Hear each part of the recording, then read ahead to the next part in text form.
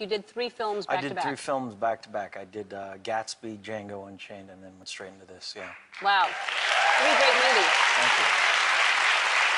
you. In 1 year? No, not in 1 year. It was about a year and a half. Yeah. Wow, that's amazing. Yeah. And you forget about Django Unchained and Gatsby and... how long have you been off now? It's been about a year, and I still don't have... I mean, this was such this film took really everything out of me. But you're good at relaxing and doing... Oh, I'm great. Yeah. Well, if you're just doing nothing and around, you can come here every day if you like. Just hang out? Yeah, you can come by.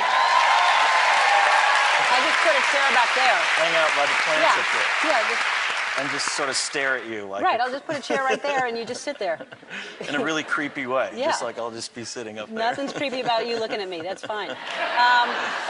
So let's talk about you. We were just talking during the break. You had an amazing fundraiser, and you sold art for your environmental foundation. What is the name of it? It's called LDF, and we kind of focus on protecting, endangered species and their ecosystems. So, coral reef systems, jungles that are home to sort of top predators, sharks, tigers, things like that. I love that. Yeah. I love that you're doing that, and you're protecting sharks. It's I think when people are afraid of anything, whatever it is, a person or an animal, when you don't understand it and you're afraid of it, we feel like we must destroy it, you know? And sharks are amazing creatures. Absolutely. They're the top of the food chain. And 90% of them have sort of been eliminated from the oceans. But, the truth is that these things have no voice, and only 2% of philanthropy goes towards environmentalism, which is, microscopic compared to the benefits that it gives us. So, my whole goal with that auction was to really try to isolate some of these places and protect them for all time. That's my goal. And you had an encounter with a shark?